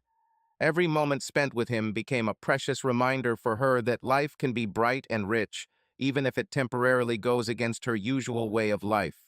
It was only in the last few weeks that Janine had admitted, albeit reluctantly, at least to herself, that she had fallen in love with Jamal. This did not mean that she no longer loved her husband. She was sure that she still loved him. But now this love has ceased to be exclusive. Janine thought, experiencing unexpected emotions that overwhelmed her. Thinking about how she felt at that moment surprised her with its intensity. She found herself comparing sensations and impressions, although she tried not to give in to such thoughts. It was a moment of deep self-discovery that taught her something new about her desires and expectations in a relationship. In recent months, Janine had done much more than just take the young man's virginity. She taught him to be a confident and skilled lover, just as Mrs. Jones had taught Jacob himself. This last thought made her feel sad. Jamal will be leaving in a few weeks to start his university studies. Janine had no illusions that Jamal would return to his former life of chastity. Despite Asperger's syndrome and a hearing impairment that made him socially awkward, he now had no trouble finding sororities at a university where nearly two-thirds of the students were girls. She gave him experience and confidence that would help compensate for his shortcomings. In addition, the fact that his studies were partly financed by a football scholarship, complemented by academic grants, ensured his popularity at a prestigious university. The bedroom windows were wide open, letting in the cool night breeze that easily flowed through the room, filling it with freshness. Janine lay there, not trying to contain the emotions that were engulfing her at that moment. A few months ago, she might have tried to be more careful and quieter, but now it seemed unnecessary. Their romance, which began so suddenly and violently, has ceased to be a secret. The neighbors, if they had not guessed before, now heard exactly what was happening between them. Even Jamal's mother had long noticed changes in her son and in their relationship. The young man, after his heroism during a bank robbery, suddenly became a local hero to everyone, and their romance with Janine no longer seemed so unusual or provocative. On the contrary, the people around looked at them with approval rather than condemnation. The couple from the opposite house even once said that every house has its own secrets, and no one has the right to judge them. When the tension in the air subsided, Jamal gently turned Janine so that she was more comfortable. She lay there looking at him with a sincere smile and warmth in her eyes. Janine felt light and calm next to him, as if all her worries and doubts remained somewhere far away. Jamal, standing up, ran his palm through her hair, smiling reassuringly, as if reminding her that everything was fine and there was no need to worry. Janine involuntarily glanced towards the bedside table where her smartphone lay. The cycle tracking app she had installed a long time ago reminded her to be careful a couple of days ago. She remembered that this was the 18th day of her cycle, a time when the likelihood of surprises still existed, although not as high. The thought made her feel momentarily uneasy, but Janine decided it was too late to worry. She recalled the memory of last night, when they had simply enjoyed their time together without thinking about the consequences. These thoughts worried her a little, but she quickly pushed them away, deciding that she would think about it tomorrow. Now Janine wanted only one thing: to enjoy the moment. She wrapped her arms around Jamal, as if trying to feel him even closer. They looked at each other, and a warm, understanding smile passed between them, which did not require words. Janine allowed herself to relax, completely surrendering to this moment of warmth, comfort, and serenity. When Jamal noticed her looking at the phone, he clearly understood the meaning. Janine was forced to explain her cycle beads to him a few days into their romance. She later explained how her new app worked when she first downloaded it. Janine felt Jamal obediently try to pull away to comply with her request. It was not easy for her to overcome the internal impulse and allow it to act in its own way. She loosened her grip, albeit with some reluctance. At this moment, a tense pause arose between them, filled with both intimacy and internal contradictions. Their interaction ended with a slight feeling of awkwardness, but Janine calmed herself with a thought that everything was under control. She thought about her cycle and decided there was nothing to worry about. Consumed by the realization of her carelessness, Janine grabbed her smartphone and opened the app. She dutifully entered the data to record this morning's infidelities. An image of two hearts appeared, one solid, the other contour. Then a pair labeled "Morning" was added. She hesitated, struggling with memory and conscience. She ended up marking another symbol for the night's adventures. Janine glanced at her watch. It was already afternoon. She exclaimed, "I need to go to the airport." Luckily, Jamal didn't argue. He went downstairs to find his clothes and get dressed. The shower could not wash away the traces of her betrayal from Janine and completely alleviate the feeling of guilt. She reminded herself that Jamal was leaving for university in a few weeks. Janine hurriedly cleaned herself up in the bathroom, trying to wash away the traces of the previous night. Her reflection in the mirror showed fatigue and confusion, and light bruises on her skin reminded her of recent turbulent events. She understood that her lifestyle in recent weeks was far from her usual regularity. However, the thought of soon returning to normal life and finding peace in the family consoled her a little. A little more time and everything will return to normal. Coming out of the bathroom, Janine wondered what to wear. Considering the August heat, a light dress would be an appropriate choice. Although she knew Jacob would like it if she met him at the airport without a bra, the bruises on her chest dissuaded her from the idea. She deftly put on the bra Jacob had given her, fastening the clasp between the cups. Unfortunately, Janine couldn't find the tights in her lingerie drawer. These things were too fragile and rarely lasted more than a week. When schools closed for the holidays, she didn't feel the need to buy new ones. She briefly considered wearing stockings, but decided that her well-tanned legs could do without them. It would have been cooler even without stockings. Her deliberations about whether to wear panties ended in favor of no underwear. While it may have seemed riskier than going braless, for her it was a much more discreet decision. Jacob will love to discover that she is completely naked under her dress. Luckily, when they bought her minivan, Jacob chose an engine with more power. The compact V6 had more horsepower than many of the classic cars of her youth. Risking a fine, she raced along the highway to the airport. As Janine drove onto the road leading to the airport, she received a message from Jacob. Her husband landed. However, he needed time to collect his luggage and get to the passenger drop-off area. Jacob was just leaving the terminal when Janine stopped the car at the curb. She got out to help him load his luggage, and then he got behind the wheel. Janine knew what Jacob wanted when he turned into one of the waiting stations. She felt anxious because it was daytime and not evening. Daylight hours could not hide their little adventure. Luckily, Jacob found a spot between two large pickup trucks. Janine struggled with the lock on Jacob's clothes, and although it took some time, she succeeded. They continued to get closer, and there was a tension between them that gradually gave way to intimacy. Jacob was clearly touched by her efforts and sincerity. Janine knew that he was close to the climax of his emotions and wondered how best to show concern for him. She felt an inner duty to her husband, despite difficult circumstances. Jacob gently let her know that he appreciated her devotion, and their moment ended on a sincere note of mutual understanding. Janine was slightly disappointed when Jacob took her to a restaurant instead of home. However, it was one of their favorite restaurants. Moreover, Jacob was no longer a young man, much less such a hearty lover as Jamal. He needed time to recover. During dinner, a message arrived from their eldest daughter. Janine was relieved to learn that the teenager made it out of the forest safely. As she closed the messaging app, her gaze fell on the cycle tracking app widget. The widget reminded her that she was still in the fertile phase. Her ovulation tracking app widget was a constant reminder of Janine's infidelity. This widget both soothed her guilt and fueled it. He was an unwanted reminder of her infidelities. However, the widget was also evidence that she was honest enough to meticulously record every encounter with Jamal, even though she had configured the app to email Jacob a chart of her cycles. It was her silent gesture of recognition, designed to ease her remorse.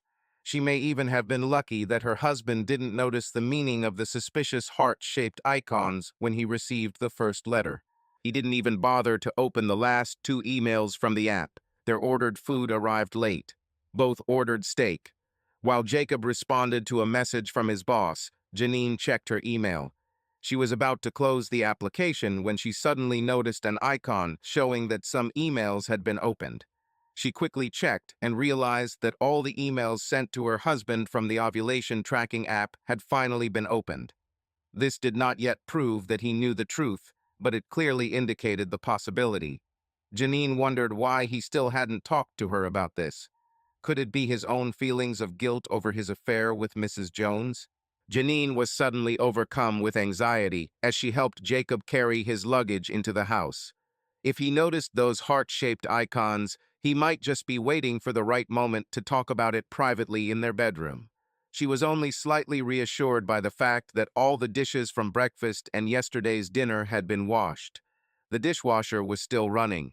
Clearly, Jamal had cleaned up the mess, perhaps in a vain attempt to hide incriminating evidence. When they went up to their bedroom, Janine was glad to see that the bed was made. However, it is unlikely that Jamal changed the sheets. The prospect of Jacob noticing suspicious marks scared her.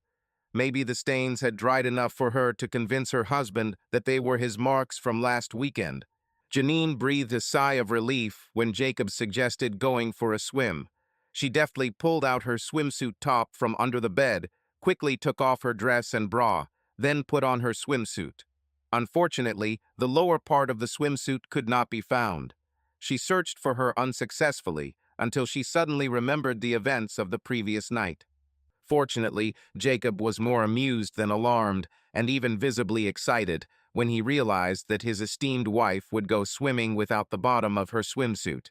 He joked, "The water will ensure your modesty," and led her downstairs. They actually swam for a while before he sat her down on a sun lounger on the terrace. Janine closed her eyes, enjoying the warmth and tenderness of the moment. Jacob touched her, giving her his all, trying to show her how much he appreciated their closeness. He was persistent in his desire to make her happy, considering it his duty and privilege, especially after the efforts she made for their family. She pressed herself against him, feeling their bodies harmoniously unite, and allowed herself to let go of all thoughts. These moments were not only an expression of love for her, but also a way to reconnect, which was sometimes lost in the hustle and bustle of everyday life. Jacob always tried to prove that their intimacy is not only physical pleasure, but also spiritual unity.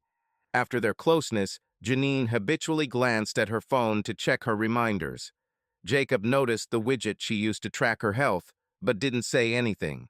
Instead, he simply hugged her tighter, as if wanting to emphasize that the most important thing to him was their shared happiness. Janine smiled, feeling the warmth of his touch, and allowed herself to relax again. After resting a little, the husband and wife got up. Janine belatedly noticed the bottom of her swimsuit lying on the terrace next to the sun lounger. She tried to remain calm while putting it on. The sun slowly sank towards the horizon as they drank their third cocktail. Janine noticed Jacob looking at the Great Wall of Joneses as he admired the sunset. Construction was completed. Despite the distractions of their morning and afternoon sex yesterday, Jamal managed to finish the last pylon and wall segment. Jacob stood up, taking his glass with him to take a closer look at the wall. Janine followed him obediently. It seemed like all that was left was to install a wrought iron gate leading from their yard to the public park. It was Jacob's job to install a gate that he had not yet made. However, Jacob's attention was focused on the foundation. He announced, "The wall looks great, but the base needs to be filled and drainage done. Jamal will be here for a few more weeks before university. He has time to finish the foundation, including laying the pipes." Subscribe to our channel so that your love doesn't cheat on you, and go ahead and listen to the next story, because this story is nothing compared to the next one. If you're under 18, don't even click to the next one.